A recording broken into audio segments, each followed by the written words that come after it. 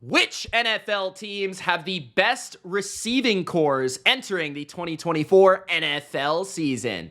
What's going on, football fans? It's Mitch once again back with another NFL rankings video. And in this video, I rank every receiver room. That's right, the pass catchers on each and every NFL team entering the 2024 NFL season. From number 32 to number 1, from the worst to the best, which teams are best equipped to help their quarterbacks in 2024?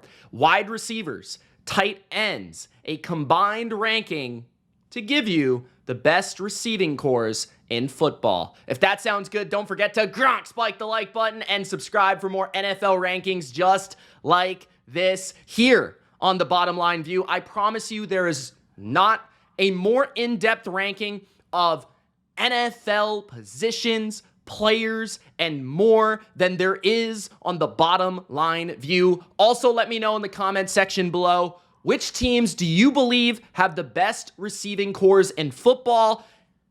And what did I get right? And what did I get wrong on this list? What I'm looking for in receiving cores, I'm looking for diversity. I'm looking for a number one alpha target. I'm looking for a competent, well-rounded tight end. I'm looking for a speed receiver. I'm looking for a size receiver. I'm looking for a route runner. I'm looking for a team that has clear, identifiable roles for each individual receiver. If a team has multiple elite players, that definitely helps. If a team is loaded with depth, that definitely helps. If a team has 2 great receivers and 1 really good tight end, that helps. Some teams have like 3 or 4 competent receivers and not much else. Some teams have 1 amazing receiver and not much else. So it's balancing the list with elite players, with depth, and trying to find that happy balance. This was not an easy list to make. I promise you that. And there are going to be disagreements. So let me know in the comment section below. Let's get started, guys. Let's waste no more time, and let's begin at number 32. At number 32, the Los Angeles Chargers have the worst receiving core in the NFL entering 2024. Their number 1 target this year is likely going to be Josh Palmer, a career wide receiver 3. And I believe that statistically speaking, Palmer will have a very competent season. He'll probably catch 70, 80 passes from Justin Herbert. Like, I wouldn't expect any less. Justin Herbert's a great quarterback. He's one of the most accurate pocket passers in football and a big target that understands how to get open against zone coverage and use his big frame to his advantage. Palmer has a good rapport with Herbert. So I just expect that to be the guy that he leans on. Ladd McConkey was one of the more exciting route runners in this draft class. And I think when he's on the field, which is, I think, going to be a little inconsistent, he's going to be electric. I think he's going to be able to separate and get open and be the guy that beats man coverage the most effectively for Justin Herbert, even as a rookie. So those are the top 2 targets, in my opinion, in this receiving core. DJ Chark, I think, will be a one-trick pony, stretch the field, speed, size, outside perimeter target. I think Quentin Johnston is terrible, but he's on the team because he's a first-round pick. And Will Dissly is probably going to be the tight end along with Hayden Hurst. So the tight ends aren't terrible, but neither of them are like go-to targets in an offense. They're like secondary options. So this team lost Mike Williams, Keenan Allen, lost Gerald Everett, lost even Austin Eckler, who was a big part of their passing game. They don't have a lot to throw the football to. They don't have a competent alpha target, and their depth is also questionable, having to lean on a lot of younger receivers. Herbert's got his work cut out for him in 2024. This group, I think, maybe could surprise if McConkey is really, really competent. But outside of McConkey being like an amazing rookie, I don't see how this group really has a lot of big end, high end potential. So at number 32, the Los Angeles Chargers. At number 31, I have the Denver Broncos. This is debatable. I think the Broncos could be ranked anywhere from about 28 through 31, depending on your perspective.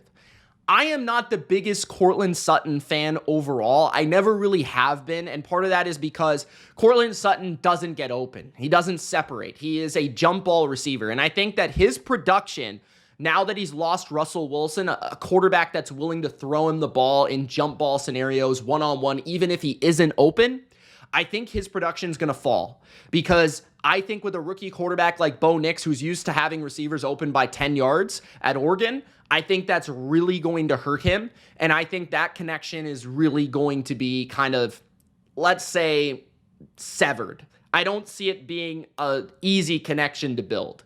Marvin Mims is a complete question mark as a second-year receiver. Sean Payton seems to like him. He does have deep threat capabilities. We'll see if he comes in year 2 and really shines, but we don't know much about him. Josh Reynolds is a typical wide receiver 3. He's a competent threat, even despite the NFC Championship choke job that he suffered. Franklin was drafted out of Oregon, I believe. I believe it was Oregon. He's a very fast receiver, but I don't see him getting on the field very much in 2024 just because I think he lacks physicality. I think he lacks an NFL-ready skill set. He might be able to be competent in a yards after catch sort of setting. Troutman and Dulcich are pretty below average tight ends. Dulcich is very athletic, but very lacking the refinement. And Troutman is a good blocker, but really doesn't give a threat of receiving the football. And Tim Patrick has suffered major injuries. Used to be a big fan of Tim Patrick, but he's just suffered so many ACLs and things that I just can't really count on him to be competent. This group only really lost Jerry Jeudy, but it wasn't a good group previously. And I just don't see a lot of separation ability here. I don't see more than Courtland Sutton being a consistent target in any other offense in the NFL. I think a lot of these guys are 3s and 4s. So yeah, I see them as a pretty bad unit with not a lot of potential either, unless Marvin Mims really shines this year. That could happen, but I don't expect it to. At number 30, I have the Pittsburgh Steelers. This might be a little bit surprising because the Steelers have always had good receivers, but the Steelers have one of the worst receiving cores they've ever had since I've been watching their team.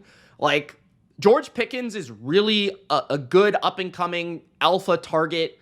I think he's going to have a huge year, and that's why I like him in fantasy, because I think he's really the only competent receiver on his team. Outside of George Pickens, you've got Freiermuth, who's a pretty decent overall tight end. I'd call him maybe a bit above average. He's probably in the top 15, 16 tight ends in the league. But outside of those two targets, right, and one of them is like an average tight end, right? He's a good yards after catch threat. He's a pretty tough over the middle of the field threat. George Pickens is a guy that can stretch the field, win on yards after catch, win on jump ball scenarios, but he's not the best overall route runner in the league. He is more of just a physical specimen. The rest of the depth chart is like filled with guys that are one-trick ponies, like Calvin Austin, who's this like smaller, like yards after catch screen RPO type receiver. He's like a punt returner in like a receiver form. Then you've got Van Jefferson, who appeared to be a promising number 3 receiver for the Rams a couple years ago. He might actually be their number 2 right now in their depth chart, but he is like, to me, a number 4 in the NFL, and he hasn't done much since leaving the Rams. You've got Wilson from Michigan, drafted out of Michigan, who was their highest draft pick at the receiver position. He's interesting to me as a slot receiver. I see some vertical capability. I see some toughness. I see some yards after catch there. I think he could be their next great draft pick at the receiver position, but he's already injured in training camp. So there's just a lot of questions here. I mean, you got Quez Watkins, who's just a deep threat, doesn't really do much. There's like just not a good mix in the bag to me. I just see George Pickens. I see a decent tight end. I see a rookie with question marks and injuries. I see veterans who haven't really shown up in other places. I don't see a lot for the Steelers, and I don't see a ton of upside out of their top 2 guys. So at number 30, I have the Steelers. At number 29, the New England Patriots. Now, a lot of you are probably going to say, Mitch is another bias ranking of the Patriots, because you probably think of the Patriots receiving core last year, which Probably before like training camp began, I probably would have ranked the Patriots like 31 or 30, but I have them at 29 now, and that's because I just believe in their potential. I think there's a lot of potential that exists. The Patriots could be the most improved receiving core in football this year if these rookies shine. And even Demario Douglas, a second-year player, shines. They've already been showing very promising signs in camp. Baker has been a superstar even across the NFL in training camp. Like, he's getting a lot of steam in camp, just beating people left and right in one-on-ones and in drills. You've got Polk, who's a fan favorite, it feels like, across analysts across the NFL that cover receivers and cover the NFL. And he was really good and smart, high IQ receiver, really crafty route runner, and great hands in Washington. So those two could just get on the field right away and provide two different skill sets, one being a possession skill set and one being more of like a true number one X receiver, good release route runner in Baker, who could really shine.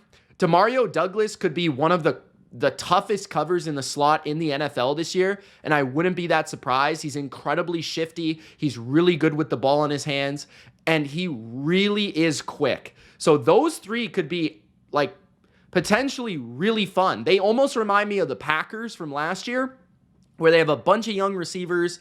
Nobody really believes in them. Everybody just wants to wait to see it happen. But with what we saw from the Packers last year, yeah, there's going to be some bumps in the road. But man, if this comes together and this offense uses all their skill sets together and it meshes well, it could be pretty fun to watch. Kendrick Bourne is a veteran who was their leading receiver before he got injured last year, and he's been a really solid player for the Patriots the last couple of years. Hunter Henry is a pretty good tight end overall, and they've got guys like KJ Osborne, who also are competent NFL receivers. So the depth chart is very deep. There's a plethora of different talents here, and they're young. So that's why I have them a little bit higher than like Denver, who has a lot of known guys, or Pittsburgh, a lot of known guys, but they're fine, but they're nothing special. So I'm going with New England's upside at number 29 here. Then after that, we have at number 28, the New York Giants. I've got the Giants here because Malik Neighbors. That's, pretty simple. I think Malik Neighbors is going to be a superstar. He's already showcasing that at training camp. Very high on him coming out of the draft. He was my number 2 receiver in the draft class, and in a lot of other years, he probably would have been number 1. Even for some others, he was number 1 ahead of Marvin Harrison Jr., which speaks to his skills. But he's explosive. He can stop on a dime. He's great with the ball in his hands. He can take it the distance. He has a very reminiscent skill set of Odell Beckham Jr., which is funny that they both landed with the Giants, but they're very similar to each other. I think this guy is extremely explosive, and from day one in the NFL, I think he is going to be a number 1 receiver, which is just going to open up everything else for the rest of the receiving core. Guys like Darius Slayton, who's been a 3 or 4 times 700-plus yard receiver, has led the Giants in receiving, I think, 3 or 4 times. Wan'Dale Robinson is capable of catching 50, 60, 70 passes as a slot underneath receiver. He did last year. I think he had 55, 60 catches last year. Hyatt is a burner down the field, very kind of one-dimensional, but he can stress a defense with how fast he is, so that brings something to the table. Bellinger is a capable starting tight end. He's not ideal, but he's fine, and he's good with the ball in his hands. And then Isaiah Hodgins had a really nice run there at the end of 2022. He is like a depth receiver for them with some good size and good capable hands, especially in the middle of the field. So at number 28, the Giants have Neighbors, who's an electric young player surrounded by a bunch of guys, like nothing special, but all of them are a little bit different. Robinson's smaller, quicker, shiftier. Slayton is more of a perimeter target with some good speed. Hyatt is a perimeter target with good speed, but could also play in the slot. And then, they've got a decent tight end, a capable depth player. I think the Giants actually have a little bit of an underrated and uplifted room compared to the last couple of seasons. So at number 25, or 28, not 25 yet, Mitch, the New York Giants. At number 27, the Carolina Panthers. They brought in Deontay Johnson. They drafted a first-round receiver, although I didn't think he was a first-round talent, in Xavier Legette. So when you think about their room, they've got Deontay Johnson, who is a really good route runner, one of the best separators in the NFL over the past 3 or 4 years.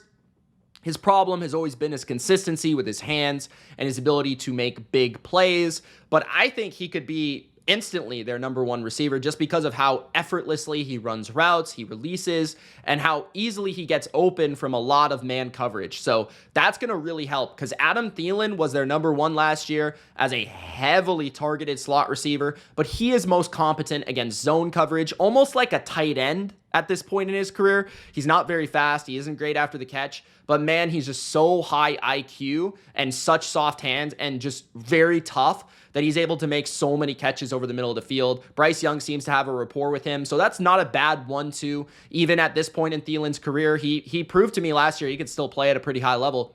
Leggett is just a freak of nature. Like, they'll put him on the field. He's just fast. He's big. He's strong. He's not going to be the most refined player. But when you're thinking about, okay, Deontay Johnson is a very good route runner. Adam Thielen's a good route runner, and he's a little bit slower, but he's good against zone. Deontay's good against man. Well, Leggett could be like your yards after catch threat, your deep threat. So you've got some different skill sets there. Then you've got Tommy Tremble, who's a good run blocker, but also a pretty good athlete at tight end. They've also got guys like Ian Thomas at tight end, who's not bad.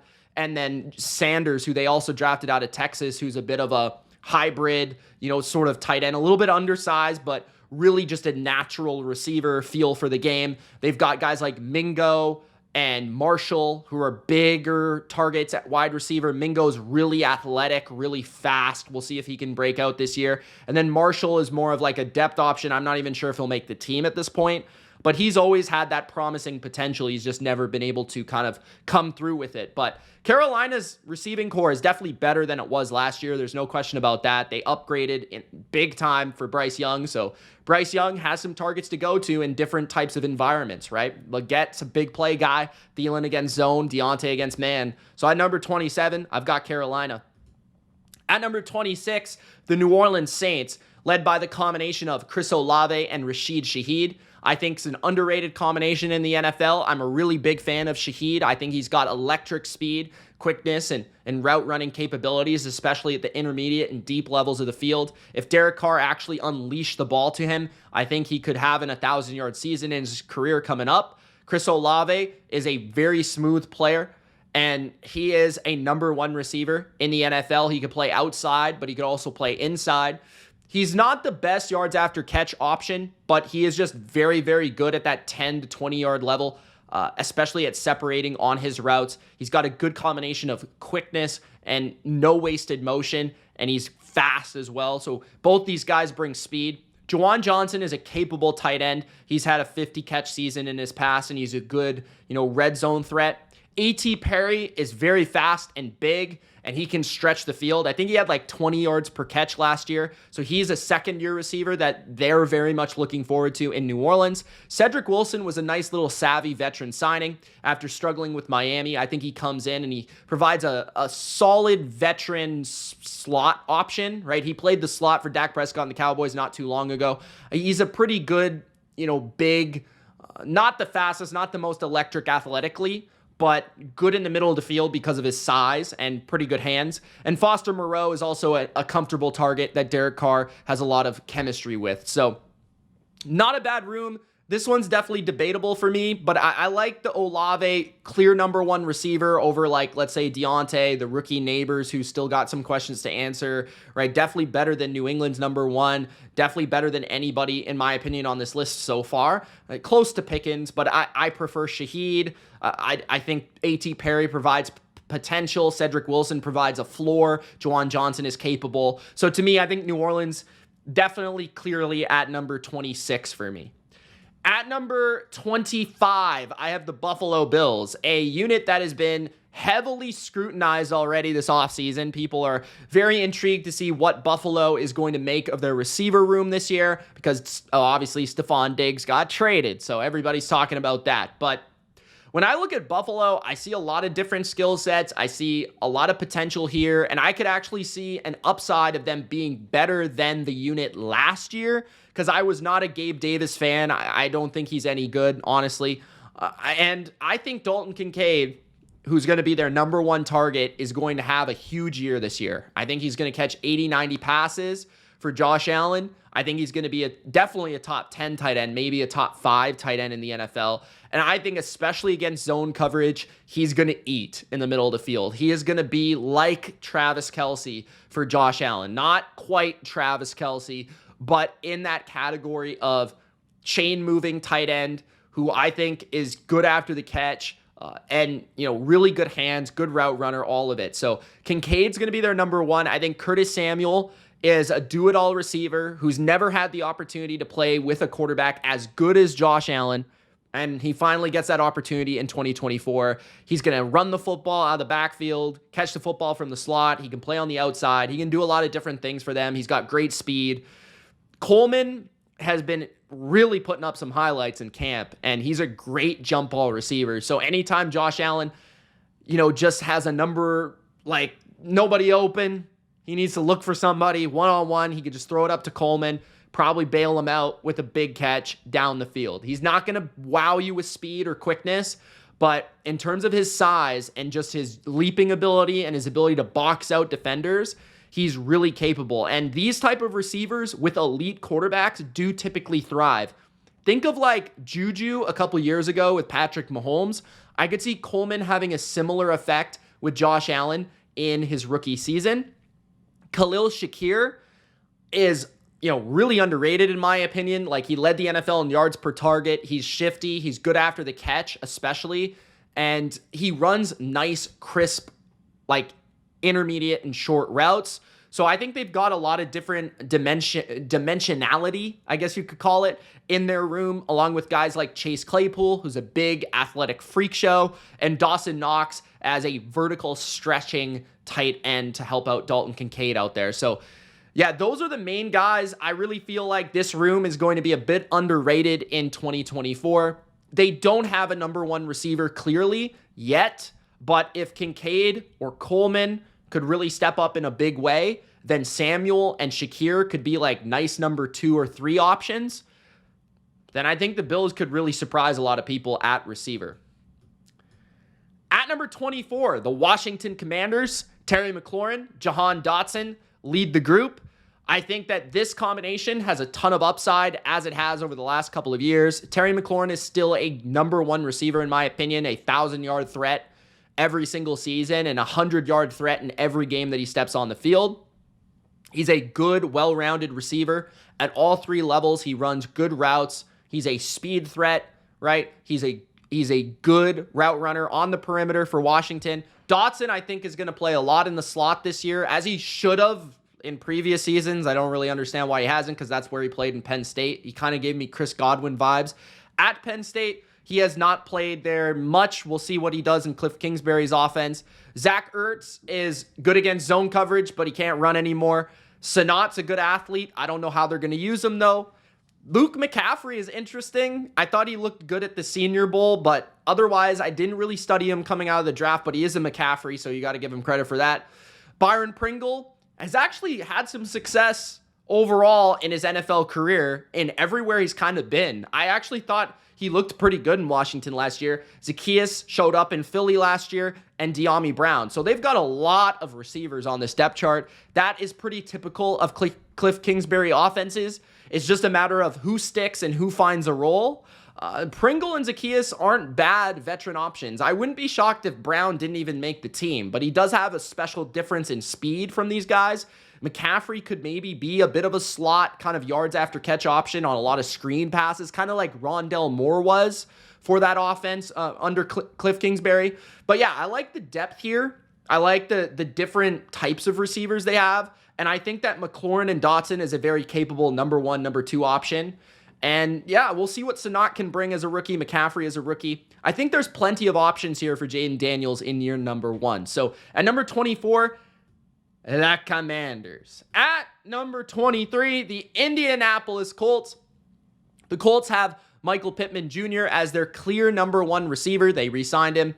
And I mean, he's a 90 to 100 catch guy pretty much every season. The question will be, what's the chemistry like with Anthony Richardson on a consistent basis? And how does that affect Richardson and Pittman in terms of Pittman's production, because Pittman has really dealt with a lot of pocket passers, and that's where he's been most productive. But now that he has an athletic quarterback who's a little bit less accurate, can Pittman kind of bail him out in some jump ball scenarios? It'll be interesting because I think Pittman has a really good range of motion in terms of catching a lot of balls that are a little bit awkward, but he's also not like the most amazing separator. So if Richardson is a little off, those balls could be tipped in the air and it could be a little bit dangerous. But Josh Downs could be the guy that he's looking for in the slot as more of that like quick, shifty, separating option over the middle of the field. He's a little bit slept on, in my opinion. I liked what I saw in his rookie season. I liked him at North Carolina as well. I think that you've got Mitchell out of Texas, who has a ton of talent. Speed, size, route running, like the flashes are certainly there to be a number one receiver in this league and maybe even the most talented receiver in Indianapolis in short time. But at the same time, consistency, health concerns, there's things that made him a later pick than expected. So we'll see how he looks as a rookie. They still got Alec Pierce out there to run, the laps that he runs, because it feels like he just plays and he just runs straight most of the time. He doesn't really get the ball. But Alec Pierce is good size, good speed. I don't know what it is about him. I don't think he's the best in jump ball scenarios. I don't think he creates the most separation in his routes. He's just a big, fast target. I wish he would get a little bit more involved in the offense, but so far, he hasn't really shown up in a big way. I am excited for Woods at tight end this year. I think he could have a big leap after missing the entire season last season. He looked pretty good as a rookie early in his Colts career. So Mitchell is kind of the X factor. Pittman is the reliable number one. Downs is the underrated slot player. Woods is the upside at tight end as well. So there's enough here for me to be excited at number 23. I do think they've improved their room. At number 22, I have the New York Jets receiving core. The Jets with Garrett Wilson as their clear number one. Mike Williams as their clear number two when he plays. Although I don't know when Mike Williams is really going to be playing. He's going to be on the field. He's going to be off the field. He's going to be on the field. He's going to be off the field. Just as he was with the Chargers, which definitely affects this team's ranking. If I expected Mike Williams to play all 17 games, they'd rank higher on this list because you have two competent 1,000-yard threats there. Now, Mike Williams is also coming off a major injury, so I'm not exactly sure how explosive he remains. But I think, in terms of leaping ability, jump ball ability, the ability to bail out your quarterback, and the chemistry he may have with Aaron Rodgers could be pretty special, considering that Aaron Rodgers is very accurate. He can put the ball anywhere he wants, and Mike Williams is one of the best in jump ball scenarios and back shoulders and red zone opportunities. This could be very James Jones-like for Aaron Rodgers when it comes to a target that's big and just different. When you look at this guy, Mike Williams, on the football field, he just looks bigger than every corner he faces. Garrett Wilson, I think, is going to have a massive season in terms of targets and receptions. He is going to get fed in this offense. Malachi Corley gives them a rookie that's good in yards after catch and screen scenarios. Alan Lazard is Aaron Rodgers' best buddy. He'll be thrown out there for reliable, check downs and over the middle of the field zone completions. You got Tyler Conklin, who is really good at working zone coverage and finding the underneath soft spots. As a tight end, he's capable of catching 60 passes a year. And Gibson is also a younger receiver that I think will get lost in the shuffle, but when Mike Williams maybe isn't playing, he could squeak in there for some plays. I thought he was pretty impressive at the late portion of last season, so yeah, I feel like the Jets have a room that's pretty good if everyone stays healthy. But as soon as they lose Mike Williams in any game, it's kind of like Garrett Wilson and not a lot of other proven explosive qualities to their lineup. So it's an interesting room. I feel like there's going to be moments where they're really, really good. There's going to be moments where they're a bit frustrating. So that's why I have them at number 22. At number 21, the Atlanta Falcons. They have Drake London, Kyle Pitts, Darnell Mooney as their big three. I like this room because you've got Drake London, who's a big size wide receiver, who I think's better after the catch than given credit for, but mostly his game is big, strong hands, catching the ball in contested scenarios, being able to come back to the ball in like a curl route or work an in route or a deep comeback and be able to just size and box out a corner. He is very good in jump ball scenarios, and I think Cousins will rely on him a lot to move the chains and in the red zone. Then you've got Kyle Pitts, who's an athletic specimen of a tight end, the highest drafted tight end, I think, of all time. One of the greatest, combine, athletes we've ever seen at the tight end position. He just needs to be more consistent as a player. He needs to find the role, and the Falcons need to find the role for him. Is it as more of a slot player? Is it as a move tight end? Is it as an inline tight end? Is it as a receiver, period? They have to find the actual role that works for him. We know he's not a great blocker, but when it comes to speed, when it comes to quickness at his frame, when it comes to the size, the catching ability, he has the ability, right, to be a really big mismatch. It's just a matter of finding how that works for him. Then you've got Darnell Mooney, who's a great speed threat, and I think a really underrated deep threat in the NFL. I think he could have a nice year as their number 3 option in this receiving game. Maybe even their number 4, depending on Bijan Robinson's role. Obviously, he doesn't count towards this list. But I think Mooney, with a guy like Cousins, could have a much better year than he's had in previous seasons with Justin Fields, that's for sure. Rondell Moore is a bit of a gadget player. He's really good with the ball in his hands. He's basically a running back.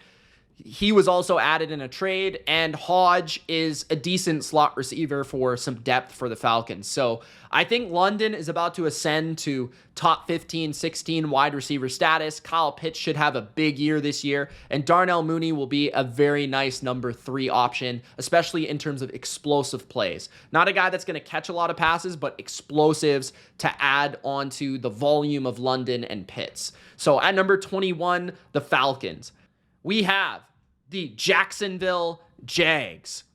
Jacksonville has Christian Kirk, Evan Ingram, Brian Thomas, Gabe Davis, and others. So Jacksonville, I expect it to be an offense that's very much focused in the middle of the field, because obviously you not only have Travis Etienne coming out of the backfield, you've got Christian Kirk in the slot, and you've got Evan Ingram at tight end. Both of those players capable of playing in the slot and being effective in that role. Actually, so much so that Evan Ingram was pretty much a target hog when Christian Kirk went out with injury. Evan Ingram just picked up all the targets and caught over 110 passes last year. So yeah, Evan Ingram caught a lot of passes last year. I don't expect that to be the same now that they brought in Brian Thomas to replace Calvin Ridley, right? That's pretty much the swap there. Brian Thomas is an athletic beast. And what I love about this guy in this offense is it's going to allow Trevor Lawrence to have a big-time perimeter target, almost DK Metcalf-like, where he is fast, he's big, and he has a rare capability to stop and start at that massive size and speed. And when you got a guy like that, you're going to throw a lot of deep passes to him. You're going to set him up with a lot of vertical shots. You're going to make his route tree very limited, probably slants, maybe a dig route every once in a while, a curl, and a go. It's not going to be a lot. But he's going to be effective because he is just a beast, and he's going to be hard to cover because he's so fast and so big. And I'm looking forward to that combination. I think he could have an 1,000-yard season as a rookie if things go right for him. Evan Ingram and Christian Kirk, though, they're probably both going to catch 80-plus passes. They're going to be the volume hogs of this offense. Kirk's a very smart player, but also a nice vertical threat from the slot position. He has become Trevor Lawrence's kind of safety blanket in the offense when he plays. Gabe Davis is another big perimeter target who can stretch the defense vertically. He was signed to a nice, hefty contract. I think he's overrated, but that's just my opinion. Devin Duvernay is basically a punt returner at receiver. You can throw him a screen. He can make some damage after the catch. And Parker Washington is another slot option for Jacksonville. Let's say if Christian Kirk gets injured, Parker Washington can slot in, and he's a pretty competent threat.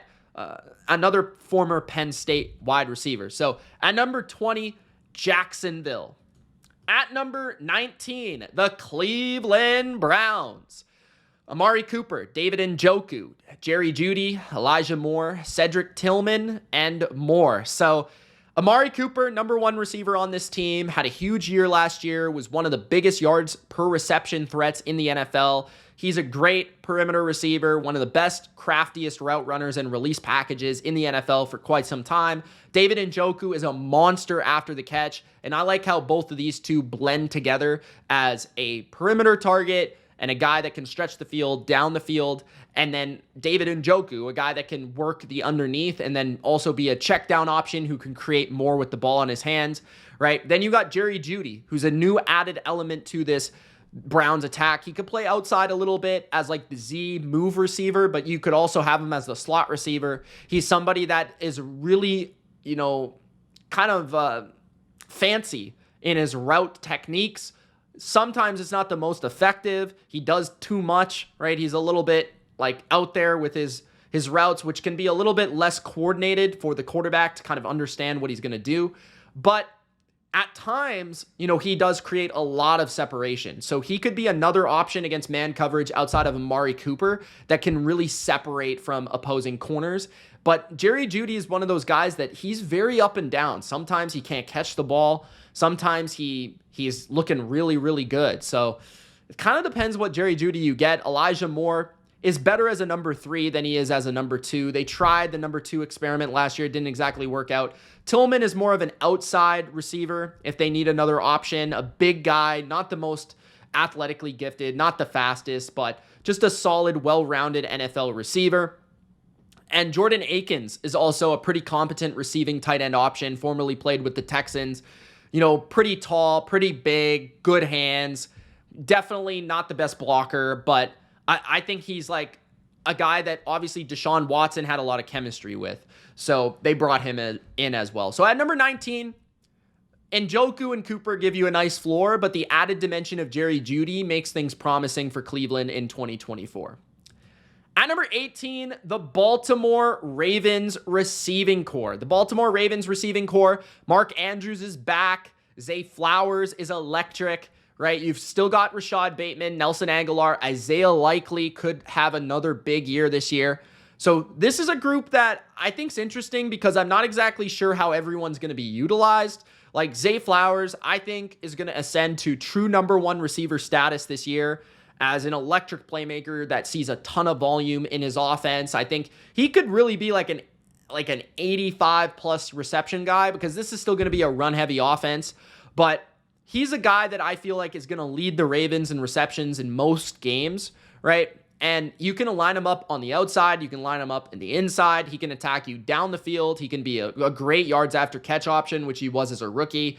Mark Andrews, I think, is going to be more of a clutch factor for this offense than he has been in the past in terms of, I don't think he's going to have as much volume as he's had in the past, but I think as a guy that works the middle of the field, great hands, amazing in the red zone, right? Great in jump ball scenarios. I think he's the guy that Lamar will rely on in difficult scenarios to come through with a big catch. Rashad Bateman is more that number 2, number 3 for them, where he's a good crafty route runner. He just doesn't have like the most physical ability. And I think that's what underwhelms me about his game is that he understands how to get open. He's a crafty route runner and all that. And at his best, you can line him up on the outside and he can separate and he can get open and he can make some nice catches, but he's kind of inconsistent. He hasn't shown a lot of, high-end potential. He just feels like a solid number 2 receiver, maybe even a low-end number 2 receiver. But I think with more health this year, he could actually have a pretty solid season. Nelson Aguilar provides some speed and vertical dimension to this offense, especially from the slot position when they need it. Isaiah Likely could also play a lot of slot snaps, and then you'll have a bigger body, a bigger frame, a guy that is pretty dangerous after the catch as well. And you can almost have like 11 personnel with 3 receivers and 1 tight end, but then also have, the 12 personnel package where you have 2 tight ends and 2 receivers, because Isaiah Likely not only acts as another tight end, but also more as a receiver. So you kind of have that multi-dimensionality when he's on the field. And then you've also got guys like, Tez Walker out of North Carolina, Drake May's favorite target. He's more of a deep threat perimeter receiver, and Wallace, who's more of, I would say, like a really good athlete, but hasn't really proven to be, he's quick, he's fast, hasn't really proven to be a great receiver in the NFL, but we'll see. So at number 18, the Ravens, they almost ranked higher for me. I just feel like the other units above are just a little bit better. The Arizona Cardinals are at number 17. Marvin Harrison Jr., Trey McBride, that is the combination I'm extremely excited about, but I don't think the Cardinals' depth gets enough attention. Marvin Harrison Jr., I think, like, when you compare, let's say, Zay Flowers and Mark Andrews to Marvin Harrison Jr. and Trey McBride, I think both Marvin Harrison Jr. and Trey McBride are ascending. While I feel like Zay Flowers is ascending, I don't think he's ever going to reach the same level as Marvin Harrison Jr., who could be a top 10 receiver in the first year he enters the NFL. And then Trey McBride is like just reaching his prime, while Mark Andrews seems to be leaving it. So that's kind of the difference between the two. I also feel like I said, the Cardinals have very underrated depth with guys like Michael Wilson, who's essentially a lot like Rashad Bateman. And then Greg Dortch, who's a really crafty underneath route runner from the slot, and Zay Jones, who is a competent perimeter threat. So they've got a lot of different receivers, a pretty good depth there. And again, like a top 5 tight end, maybe even a top 10 receiver as a rookie in Marvin Harrison. So they've got a lot of different stuff. Like, I really feel like they've built this receiver room very, very nicely. Marvin Harrison Jr. is going to be their go-to option, their number one guy, the guy that picks up first downs, the guy that starts drives, the guy that finishes drives in the end zone, right? He can beat you deep. He can beat you underneath. He can, do pretty much everything. He reminds me a lot of DeAndre Hopkins, in my opinion. So look out for him to have a huge year as a rookie. I think he's going to be a great NFL player. Trey McBride, he's tough, he's gritty, he's great after the catch, he's got really good hands, and he's mostly going to work the underneath areas of the field, along with Greg Dortch, who I think is an extremely underrated, just slot receiver. I just feel like people don't really recognize Dortch, the Torch, I believe is his nickname, but yeah, man, this guy lights corners on fire in the middle of the field. Like, he's capable of catching 7-8 passes in a game. Very, very much capable. We've seen that in the last couple of years, that when he gets on the field and when he gets opportunity, he can make some plays. And then Zay Jones, Michael Wilson, those guys can line up on the outside and be very competent number 2s. I'm excited for Michael Wilson. The Cardinals really like him, and he had a lot of opportunity as a rookie. And when he was in college, it really came down to him staying healthy. So if he can stay healthy at the NFL level, I think he's a solid number 2 receiver for Marvin Harrison Jr. So I like the Cardinals room. I think it's one of the more underrated rooms in the NFL at number 17. At number 16, the Green Bay Packers. I think everybody probably was wondering where I would put this unit on my list, because they're really weird to rank, because they don't have like a clear number 1, right? Like, is it Christian Watson? Is it Romeo Doubs? Is it Reed, right? Like, who is it in this room that's the number 1 option?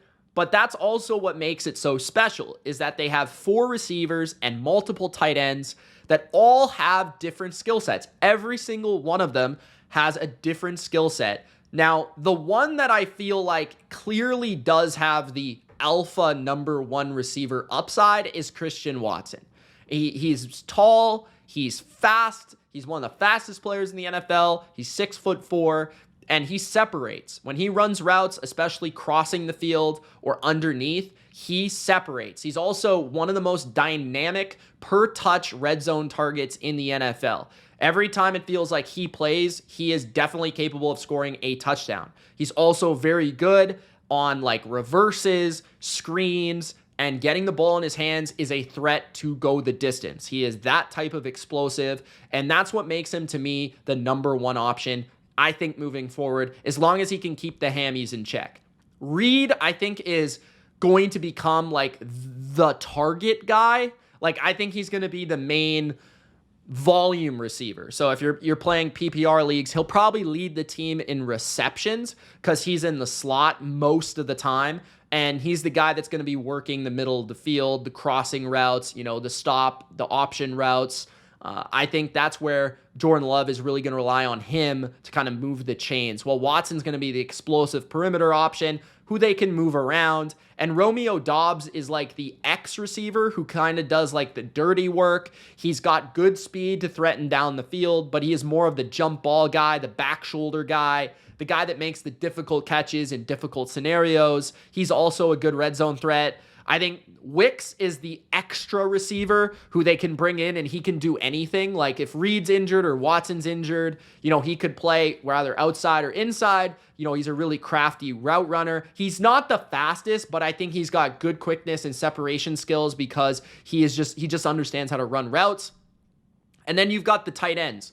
Kraft, who's more of a blocker, but also kind of a very savvy receiver. And then Luke Musgrave, who's just a pure athlete, like horse. He's just a purebred, man. This guy is just like one of the fastest tight ends in the NFL. He's going to be a great yak threat. So they just have so many different dimensions, like jump ball guy, slot guy, yards after catch, deep threat, so many different like savvy receiver. So I love the way that the Packers have done this. I love the way that they're all young. They're all on the rise.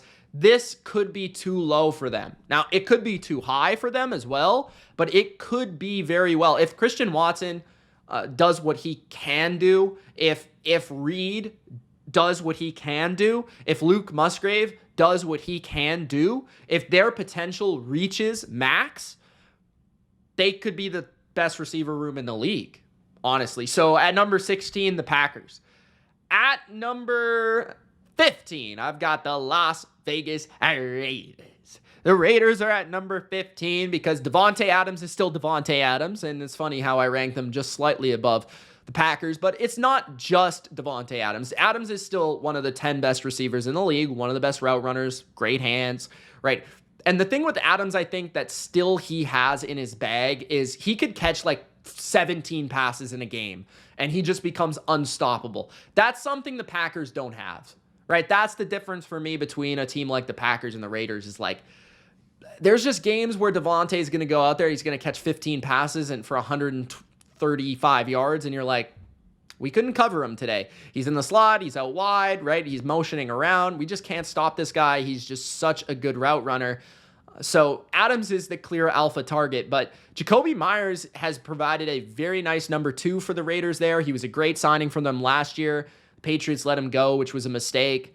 And Myers has very good hands. He kind of does everything that Adams can do. He's just a little bit less in every category, right? Like he's got really good hands. He's a really tough player over the middle of the field. Like that's maybe the area he might be a little bit better than Adams is like playing from the slot and just catching a ball where he gets crunched. Like Myers is really good at that. He's a very savvy separator. He's not the fastest or quickest, but he understands leverage and like how to work his routes at the top of the route, how to create that separation. So Myers is a very good number 2. Then you've got Brock Bowers, who, depending on your perspective on him, you can move this team up the list, but Brock Bowers could be like a 70 catch guy. The thing with the Raiders, too, that I'm a little concerned about is just the quarterback play, which might not allow these guys to show their talents as much as you would like. I'm trying to strip that out of the evaluation as much as possible, but specifically for somebody like Brock Bowers, who's a rookie in the NFL, it's going to be hard to understand how good he is unless he is just like getting spam targets, but you would like to think that Davante Adams is also getting a ton of targets. So Bowers is going to play at tight end. He's going to play H-back. He's going to play, slot receiver. They're going to throw him the ball in screen scenarios. Like he could be this year's Sam Laporta, which is very exciting. Trey Tucker is a great deep threat, very good speed receiver. Doesn't have much else in his bag, but he stretches the field. Michael Mayer obviously was a high-end prospect at tight end, so somebody that could have a nice year 2 jump. And then Harrison Bryant is also like their third tight end. So obviously this team has a very deep, rich understanding of what they are, which is we're going to be multi-tight end based. We're going to be 12 personnel based, 13 personnel. We're going to probably have, Adams and Myers as our primary receivers a majority of the time. And, Tucker will mix in there on 3 receiver sets to stretch the defense. But really, we're going to work our run game, our play action. We're going to have tight ends. We're going to have Bowers as another receiver type. So we've got a lot of different, that's what makes them unique to me at number 15. So the Raiders are at number 15. At number 14, the Dallas Cowboys are at number 14. CeeDee Lamb really carries this unit, but CeeDee Lamb is so good that it warrants a top 15 ranking, in my opinion. Because like last year, CeeDee Lamb was like not even coverable. Like it was he was catching everything. There were games where it was like Dak was just finding CeeDee Lamb and throwing him the ball. Like, it was absolutely outrageous. Like, I think you could make an argument that CeeDee Lamb was the MVP of the Cowboys last year, despite Dak Prescott getting the votes. I think CeeDee Lamb was just sometimes just absolutely outrageous in terms of how many targets he was getting. It was just play after play after play after play after play. Like, third down, he's getting the ball. He's still getting the ball. He's still catching the ball. He's still making a play, right? So he is that dude. He is a top 3-4 receiver in the league. Then you got Brandon Cooks, who's not quite the same player he used to be, but still Brandon Cooks, man. Like, still, a good number 2 receiver. He can work the deep level of the field. He can stretch a defense with speed, right? Even if he lost maybe a little bit on his speed, he probably still runs a 4.38, right? Even if he doesn't run a 4.3, he probably runs a 4.38. So he's still very fast, right? Really good route runner, especially at the intermediate and deep levels of the field. I'd like to see him get more involved in the offense this year. I felt like they phased him out a lot of the times and used him more as a decoy than they probably should have. I think Ferguson is a really solid tight end, both in yards after catch and toughness over the middle of the field. So that's a nice 1-2-3 option. I think Tolbert could really take a step forward as their slot receiver this year if he plays a lot in the slot. But Dak Prescott has already been really, talking him up this offseason. I've also seen, Jalen Tolbert, the games I've seen him play in and the moments I've seen him play in, he's definitely competent. Like, I think he's sneaky good. Turpin is like dynamic. I know that he's not a great receiver, but you throw him out there on a few plays a game, whether it be like just to get the ball in his hands or him to run straight. And he's like one of the most dynamic players in the NFL. So he's interesting as like a kind of a joker player. And then Schoonmaker also is more of a blocking tight end as their number 2 tight end. So I think Dallas's room, depending on the development of, Ferguson, but also more importantly, Tolbert, they could be maybe a little bit underrated. But I think Lamb is just so good and Ferguson is competent and Cooks is competent to where like they do enough to take the attention away from Lamb to where they have to be ranked in this range at number 14.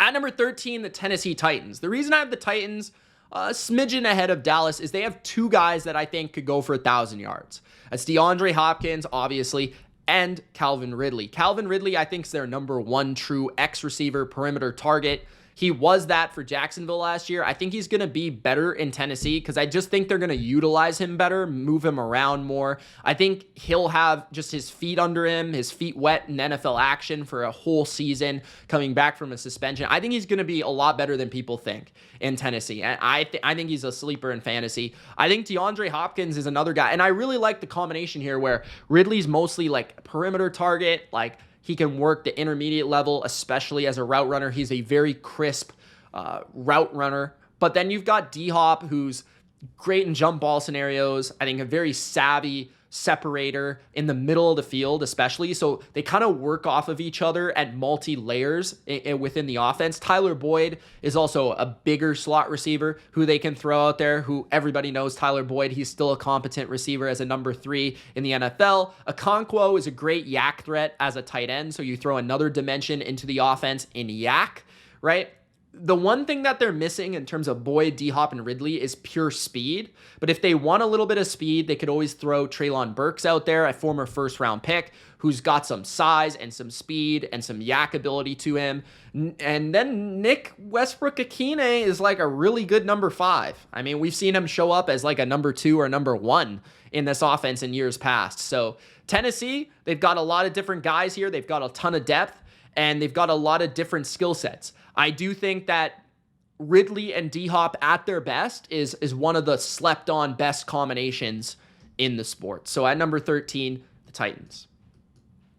At number 12, the Los Angeles Rams. You got Puka Nacua, you got Cooper Kupp. That 1-2 combination at their best could be the best combination in football, right? If Cooper Kupp plays like Cooper Kupp, the way that people are talking about him at camp right now, then this should be too low. But I'm being a little bit conservative with my projection for Cooper Kupp, considering he'll probably be good, but probably injured at some points during the year, which does hurt them a little bit in my rankings. I think Puka Nacua is already a top 10 receiver in the sport. He's tough, he's physical, he's great after the catch, he's got amazing hands, and Yeah, like he fits Stafford perfectly. He's going to take a huge hit. He's going to be able to run after the catch. He's going to be able to catch those just absolute bullets that Stafford puts that like nobody else into the tight keyhole of the reception. And then Cooper Kupp, who's just at his best, you think of him running those like option routes. You think of him running those inside out routes. You think of him just being unstoppable in the inside the 10-yard range,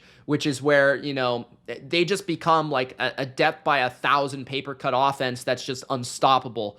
And then you've got Demarcus Robinson, who I thought was really good as their number 3 last year and can step up as a number 2 in a moment's notice. Tutu Atwell, who's got dynamic speed to also throw into the mix. Tyler Higbee, who's a competent tight end. And then also, Parkinson, who they added from, I believe it was Seattle, who's been in the mix in Seattle for a number of years, but I think is highly underrated. I don't think Sean McVay signs a guy with this type of athletic profile if he doesn't see a way that he can use him, especially with Higbee being injured early in the year. So Parkinson is somebody to watch out for. But I think the Rams, if Puka and Kupp are like healthy, they're going to be really tough because that's a really tough combo.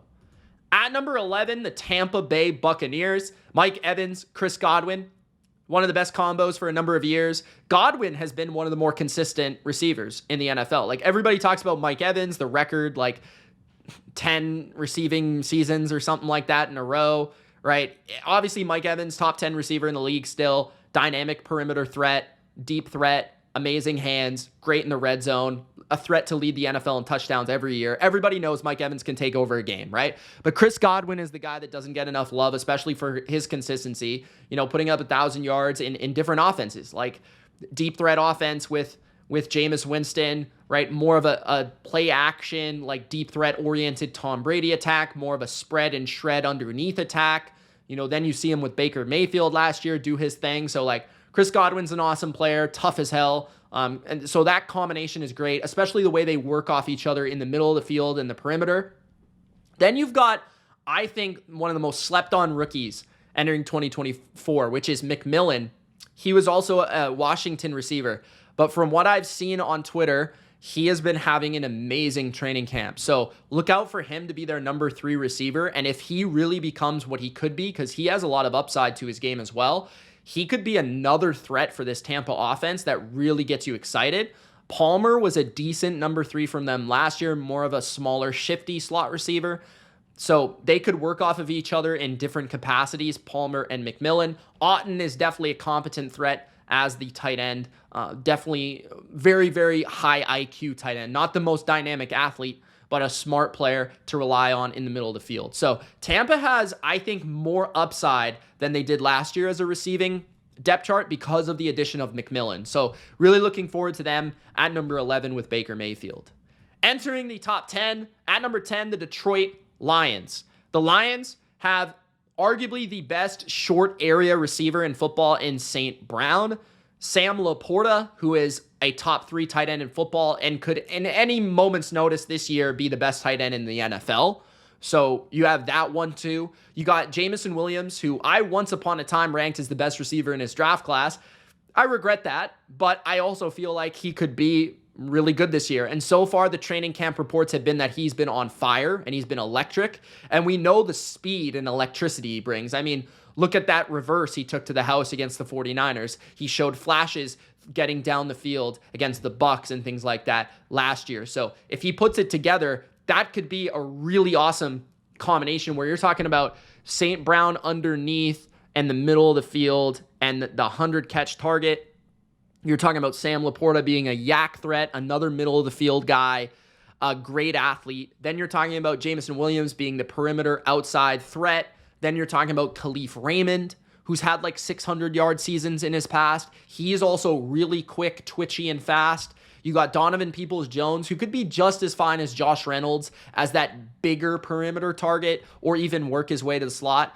And then, Wright is fine as a tight end too. They've also got Green. So Detroit's got some depth, some underrated players, and also some younger guys that are about to ascend like Jameson Williams, Sam Laporta, and of course their target machine and monster, St. Brown. So at number 10, the Detroit Lions. At number 9, the Kansas City Chiefs. Yeah, I have the Chiefs in the top 10 at number 9. The way that I look at it here is they've got the best tight end in football still, Travis Kelce, the most clutch receiver in football right now, Travis Kelce, and then they have 3 number 2s. Rashee Rice, who could become a number 1, Marquise Brown, Xavier Worthy, who's the fastest player in the league other than Tyreek Hill, Justin Watson, who is like low-key a really reliable outside receiver in those like very specific scenarios, like especially when they like to go power football. He's a really good blocker. They like to throw him the odd pass. He's actually pretty good at getting down the field.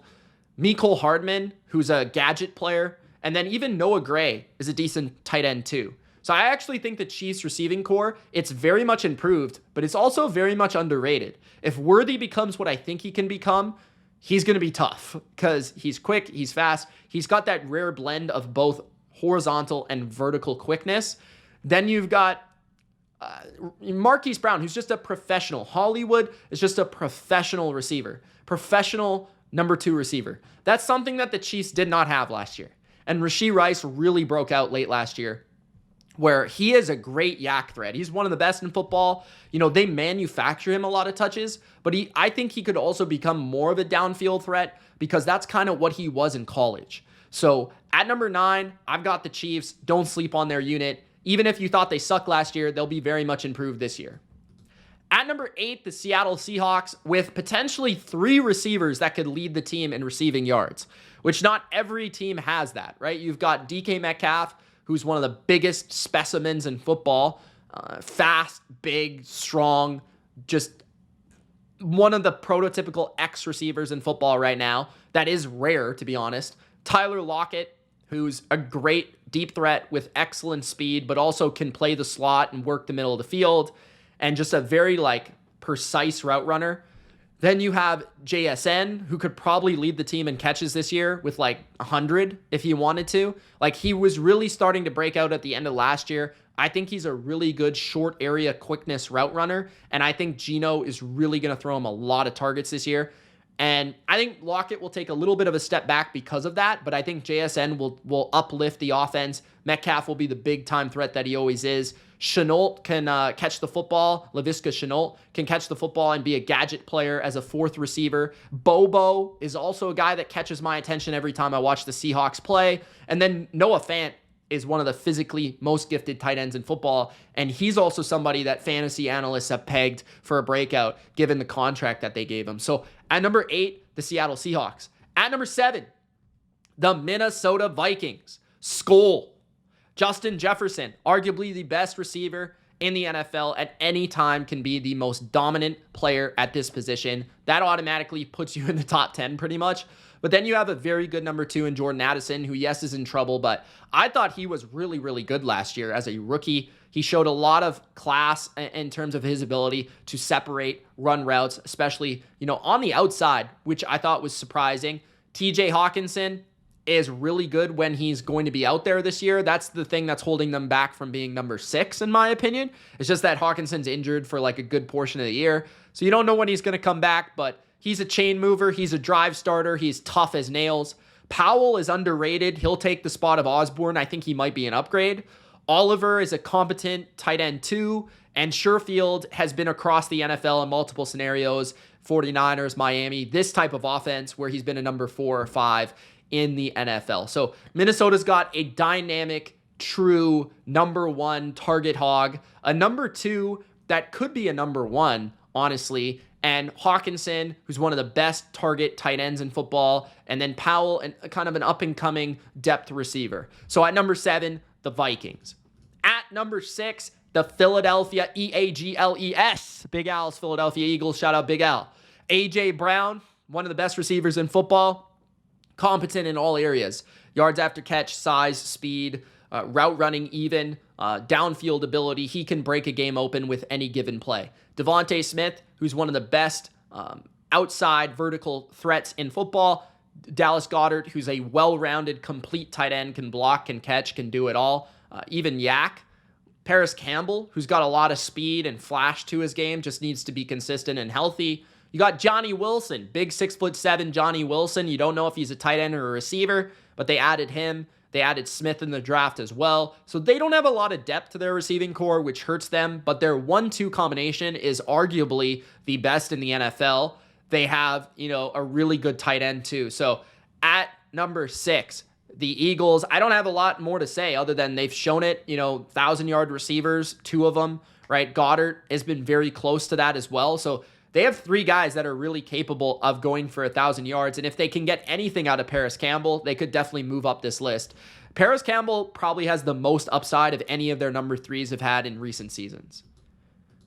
At number 5, entering the top 5, the Chicago Bears, who are very close to being number 4. I just went with the more proven entity. But at number 5, you got DJ Moore, Keenan Allen, Rome Odunze, Cole Kmet, Gerald Everett. I mean, that is loaded. That is absolutely loaded. You can go multi-tight end sets. You can go 3 receiver sets all day. Rome Odunze, depending on how good he is, this could be the best receiving core in the league. Truly. If Keenan Allen is healthy, DJ Moore is DJ Moore from last year, and Rome Odunze is as good as people think, it could be the best receiving core in the league with a rookie quarterback, which is insane. I don't know how many times I've ever said that. So that's insane. Cole Kmet, he's flirting with top 10 tight end status any given season. He'll probably take a step back just because of all the other targets that are within the offense, but he's a good tight end. He's very well-rounded. Gerald Everett has been a starting tight end in the NFL before. He's a good number 2, right? You've got Scott, who's got some good speed. Even Carter and Johnson showed off in the preseason, and Jones is there as well. So they've got tons of depth for guys that can fill out the depth chart as well. Odunze could play inside or outside. I think the way that I see it going is DJ Moore is their move-around player, like their Z, right? Their Z player. He can move around. He can do everything, catch screens, run vertical, run, crossers, run option routes. He could do everything. Keenan Allen's going to be their slot like 90% of the time, where he's just going to work the middle of the field, in, out, quick slants, quick just spot routes, get him the football, right? He's so crafty, so nuanced. Rome Odunze will probably be their X receiver, so that will probably mean he gets less targets, but he is a monster in, jump ball scenarios, really, really great hands. Really smart kid. I think he's going to be good in the NFL. Maybe just take a little bit of time for him because he's got so many targets around him, but he's going to learn quick from a guy like Keenan Allen. And then, they got all this stuff for Caleb Williams. It's really incredible. So at number 5, Chicago. At number 4, the Cincinnati Bengals are at number 4. Jamar Chase is really the difference for me between the Bengals and the Bears. Like, DJ Moore is amazing. Don't get me wrong. I think he's fantastic. But Jamar Chase is just a different level. Like, Jamar Chase is one of those receivers that when he is at his best, like, he's just unstoppable. Like, Jamar Chase at his best is one of the best receivers I've ever seen in terms of pure overall skill set. He's big, he's fast, he can't be tackled. He runs amazing routes. I mean, there's games where he goes 200 yards in his sleep. Probably once a year against the Steelers. He just torches the team. Like, absolutely torches them. Right? He can run by you. He can run around you. That's the difference for me for the Bengals. But T. Higgins is also an amazing player in terms of, jump ball scenarios. I think he's an underrated, crafty route runner. The way that his stems, the way he breaks the top of his routes, especially on in-breaking routes. Burton's got a ton of speed that he brings from Alabama, a vertical slot dimension. You've got the kid, the guy, I don't know how to say his name, bro. I don't even want to butcher it, bro.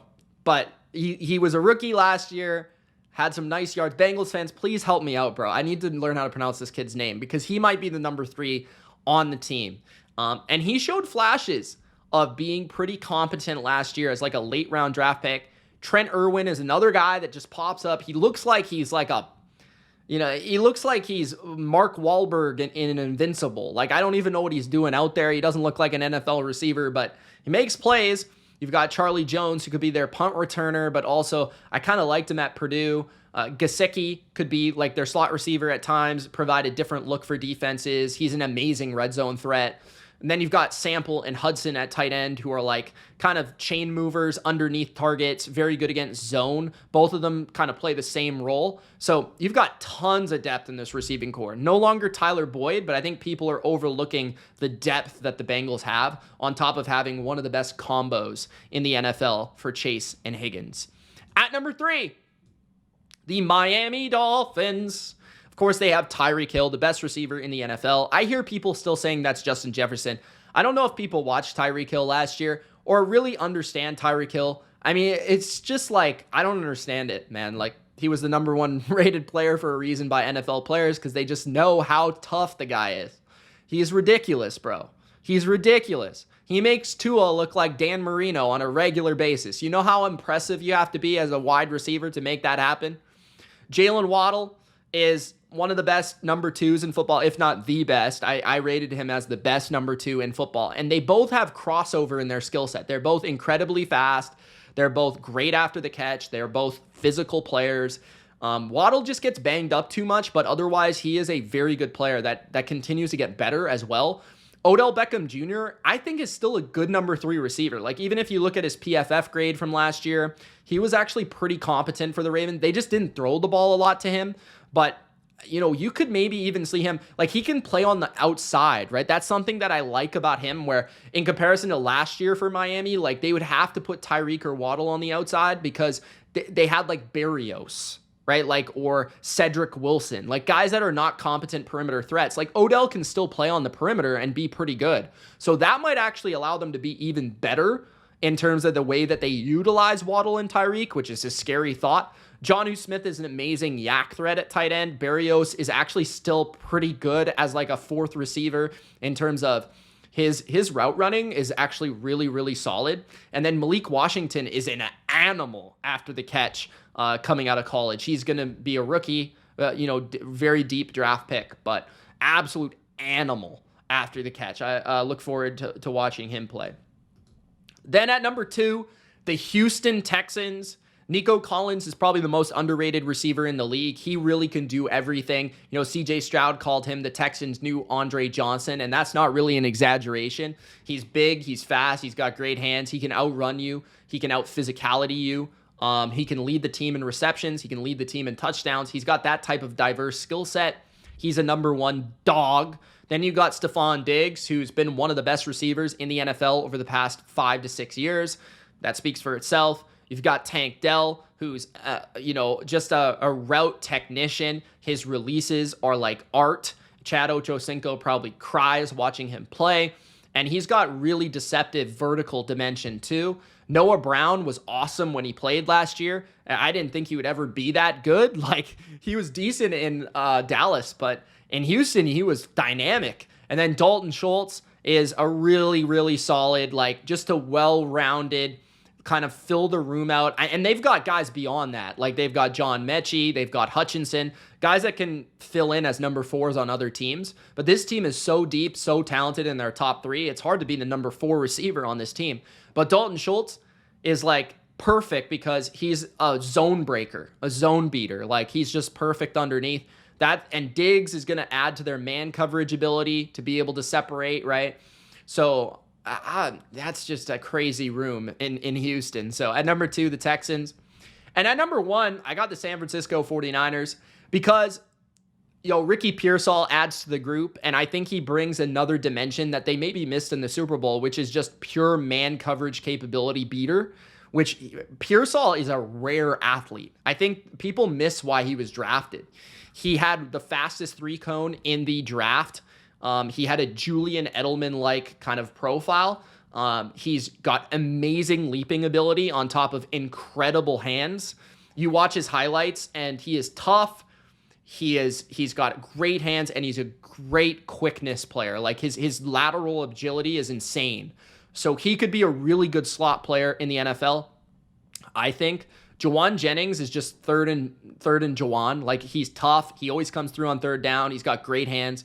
George Kittle is the most well-rounded tight end in football. Debo is the best yak threat in football. And Brandon Ayuk is a great Z, X slot. It doesn't really matter. He's got vertical speed. He's got good size. He's got good hands. He's a great route runner. So yeah, this is the best room, in my opinion, in the league for any quarterback to feature, especially the way that Shanahan utilizes all of them. And when Debo is playing at his peak, he really completes this group and makes it pretty much unstoppable. When Debo is healthy and he's playing running back and he's playing receiver and he's breaking tackles and he's like the Eagles from last year, it's like, forget about it. This team's unstoppable. So Debo is kind of the X factor there. But last year, near the end of the year, Debo and Kittle were injured, which really hurt them in the Super Bowl. But I think when they're at their best, they're the best unit by a decent margin in the NFL, especially considering they added a first-round pick to the group. So, yeah. And then they got Logan Thomas as a tight end, too, which is kind of interesting. I think that's the best tight end, too, they've had in a while. So, yeah, the 49ers are the number one receiving core. And I'm not sure what's going to happen with Brandon Ayuk. You know, I've been hearing rumors about the trade things. I still don't think it's going to happen, but for now, I'm going to rank them number one. Thank you guys for watching. It's Mitch. Gronk spike the like button. Don't forget to subscribe for more NFL rankings just like this, and we'll see you soon. Peace.